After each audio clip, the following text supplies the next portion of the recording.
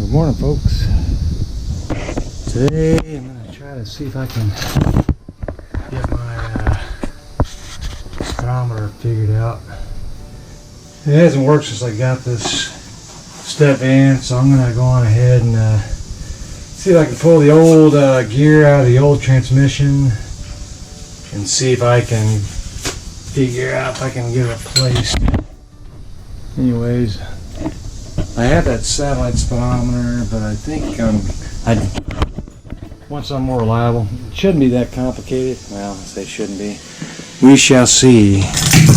Anyways, let me grab some glasses here. It's gonna be dark. I'm going. Second here. Alright, so the other one's over here in my garage. It's the one that came with this motor originally. Electric deadbolt. Let's see here. Excuse the mess. Well, I get all this stuff figured out. It's a GM SM 465, and this gear right here is what I need to pull off right there. Let me see if I can. Right there. So let's see if I can do this real quick. I think I got the right socket here. Big. Too small. I guess it's not right there.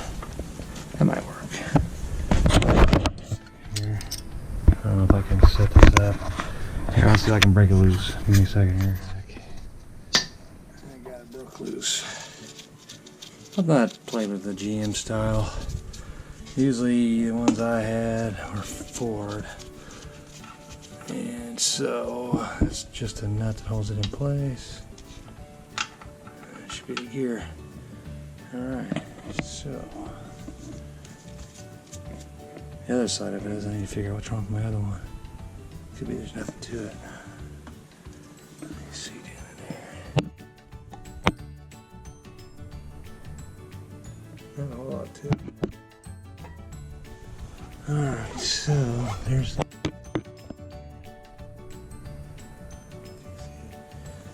anyways, let me step outside my last. Anyways, I'm down here playing with my old one. To get it out, I'd have to remove this brake hub, transmission, and it was loose as a goose. So I went ahead and found a way to tighten it up. See if I can tighten this all up. It was loose down here with that collar. Anyways, well, I'll go ahead and try to tighten it. I'll take it off the test drive. See if that fixes it. Anyways, hopefully it does. I don't have to pull this E-hub off. Well, if I had to. The problem is the satellite speedometer. There's no way to do the odometer unless I keep it fired up all the time. So get this right, get the see what I'm doing here. We're just gonna tighten all this all up and see if it does what it's supposed to do.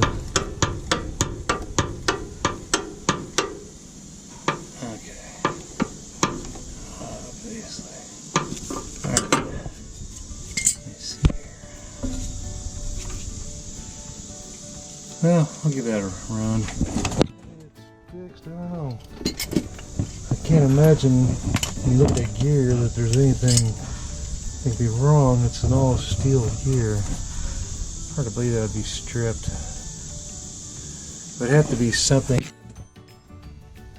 The cable I know works because I can spin the little square wire that comes out of the cable. I know it works. And you got this that's I forget what they call it, but that's to adapt the speed ratio from the transmission to the vehicle, you know, the tire size and speedometer. Anyways, you got there's a number on there. I'm sure you can match it up and find the right one. There's shops, they sell them, and that's to make sure you got one that's for your correct speed, this gear ratio.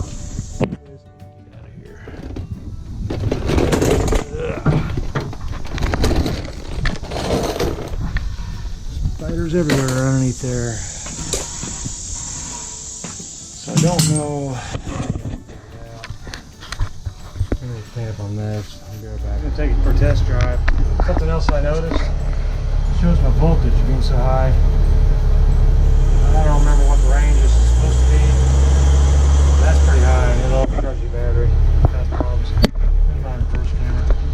Mostly it shows the bumper, so I can see what's going on out there near the bumper if I'm backing up to something. It shows pretty wide on each side, but you know, I just wouldn't mind having a camera that shot more straight out.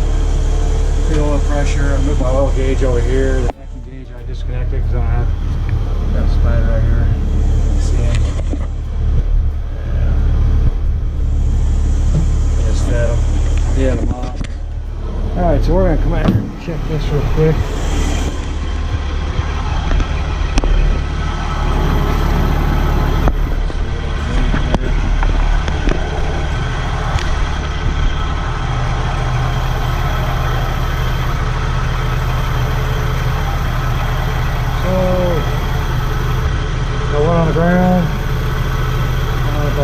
So it is overcharging. 1737. That's not good.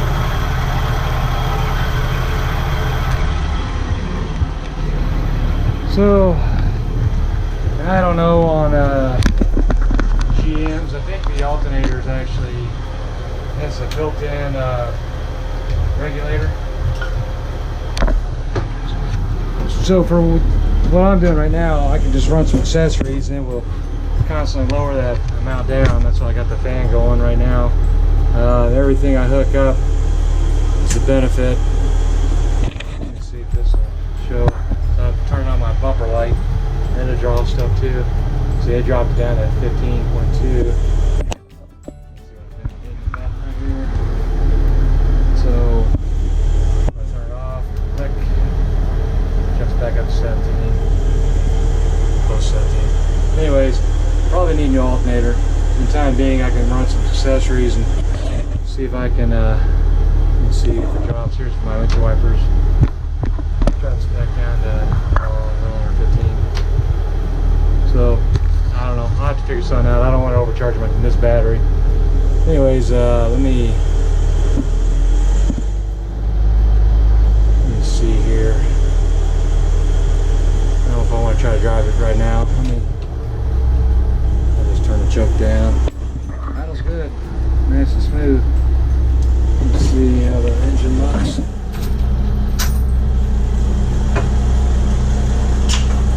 And I just put that stuff up here for the time being. I need to come up with my permanent way. Nice and smooth. I like it. Got my choke set up.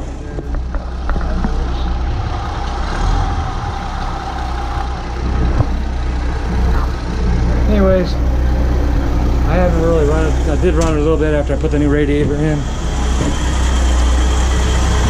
I don't think I'm going to have any leaks. Everything looks fine.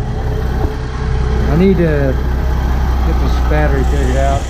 Not the battery, but the alternator. Most stuff on here is easy to get to, but the alternator isn't. It's on each kind of screen top. I'll probably have to get it from down below. Ooh, that's going to be a mess.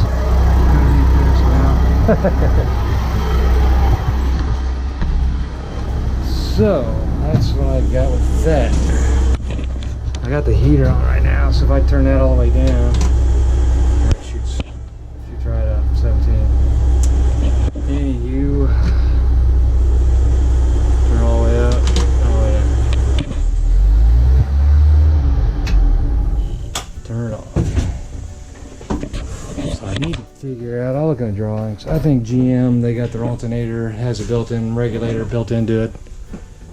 Here's what I got back here.